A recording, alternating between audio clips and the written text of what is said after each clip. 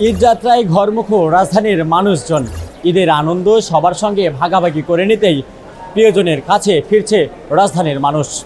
তাই তো কমলাপুর সহ রাজধানীর বিভিন্ন রেল স্টেশনে ভিড় করছে টিকিট সংগ্রহ করে ট্রেনের অপেক্ষায়।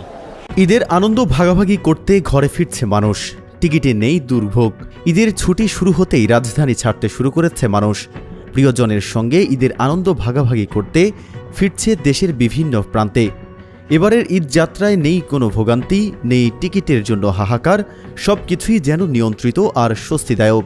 এবারের যে টিকিট সংগ্রহ করলাম আমি ঢাকা টু নেত্রকোনা, তো টিকিট মোটামুটি প্রায় 1.5 ঘন্টা লাইনে থাকার পর তারপর একটা টিকিট ধরতে পেরেছি।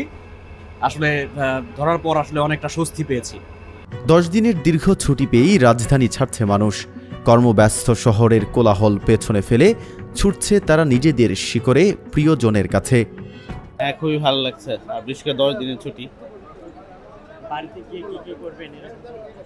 বাড়িতে গিয়ে গরু কিনবো, গরু কিনা হয়নি, গরু কষাই ঠিক করতে হবে, গরু জব করার জন্য জিনিসপত্র কিনতে হবে। আলহামদুলিল্লাহ অনেক ভালো লাগছে। এবারের ঈদযাত্রায় নেই টিকিট সংগ্রহের বিড়ম্বনা। অনলাইনে আগেই বুকিং নেওয়ার সুযোগ থাকায় কাউন্টারে ভিড় কম। নেই কোনো বিশৃঙ্খল পরিবেশ, নেই দালাল কিংবা সিন্ডিকেটের আধিপত্য। অন্যান্য বছরের তুলনায় এই বছরের ঈদযাত্রাটা আমাদের অত্যন্ত সুশৃঙ্খলবদ্ধ আছে। এটা হয়তো এই সরকারের চেষ্টা এবং মেহনতের কারণেই হয়েছে। তো এই জন্য আমরা চাইবো যে এই সরকারকে যদি অন্যান্য রাজনৈতিক দলের লোকেরা একটু সময় যদি সহযোগিতা করে, তাহলে আশা করি আমরা আরও শৃঙ্খলাবদ্ধভাবে আমরা যাতায়াত করতে পারবো। আর কি ধরনের আপনার প্রত্যাশা করছেন? আমরা প্রত্যাশা করছি যে স্টেশনের প্ল্যাটফর্মের বাইরে যে পরিমাণ মানুষের ভিড়াভিড়ি দেখেছি, আমাদের মনে হলো যে যদি ট্রেন আর কিছু বৃদ্ধি করা যায় তাহলে হয়তো আমাদের জন্য আরেকটু ভালো হয়। রেল কর্তৃপক্ষের বাড়তি নজরদারি ও সুশৃঙ্খল ব্যবস্থাপনায় এবার ঘরমুখো মানুষের যাত্রা অনেকটাই স্বস্তির। ঈদ যাত্রার টিকিট কিভাবে সংগ্রহ করলেন? আমরা অনলাইনে করছি, আমার অফিস থেকে ল্যাপটপ থেকে আমরা সংগ্রহ করছি। ওটা অন্যান্য বারের কুরবানি ঈদের তুলনায় এবারের ঈদের যে আপনার নিরাপত্তা দেখছেন, এটিকে কি বলবেন? অনেক ভালো। অন্যান্য ঈদ থেকে আজকে এই ঈদে আমাদের নিরাপত্তাটা অনেক ভালো এবং যানজট মুক্ত, এত ভিড় নাই। টিকিটের দাম বিষয়ে কোনো ধরনের না, আমি কালোবাজারে কোনো দাম পাই নাই, আমি অনলাইনে পেয়ে গেছি, ট্রাই করছি, পেয়ে গেছি। আমার অফিস থেকে কম্পিউটার থেকে আমি পেয়ে গেছি, আমার নিজস্ব। মানে আপনি যাবেন কই? আমি যাবো ময়মনসিংহ। প্রিয়জনের সান্নিধ্যে ঈদের আনন্দ ভাগ করে নিতে ঘরে ফিরছেন মানুষ। কোথায় যাচ্ছেন? বাড়িতে। কতদিন পরে? অনেক দিন পরে। বাড়িতে কে কে আছে? মামা, তারপরে হচ্ছে চাচা, নানু।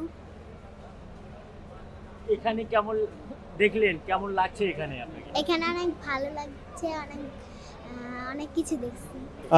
ঈদের আনন্দ তো আসলে বলে এটা এক্সপ্রেস করা যাবে না, কারণ হচ্ছে আমরা বছরে আসলে এই দুইটা ঈদের জন্য ওয়েট করে থাকি।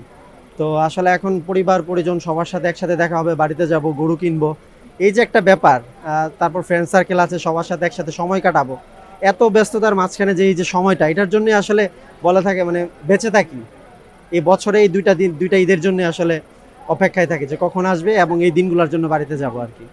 ঈদযাত্রা নির্বিঘ্ন রাখতে প্রশাসনের পক্ষ থেকেও নেওয়া হয়েছে সর্বোচ্চ প্রস্তুতি। Face the people, desk report. এবারের এই যাত্রায় ট্রেনের যাত্রীরা বলছেন নেই কোনো ভোগান্তি, নেই কোনো বিশৃঙ্খল পরিবেশ। তাই তো ঈদ যাত্রীরা বলছেন সুশৃঙ্খল পরিবেশের মধ্য দিয়েই গন্তব্যে যাওয়ার লক্ষ্য তাদের। রাজধানীর কমলাপুর স্টেশন থেকে মোহাম্মদ সাজল মিয়া, ফেস দ্য পিপল, ঢাকা।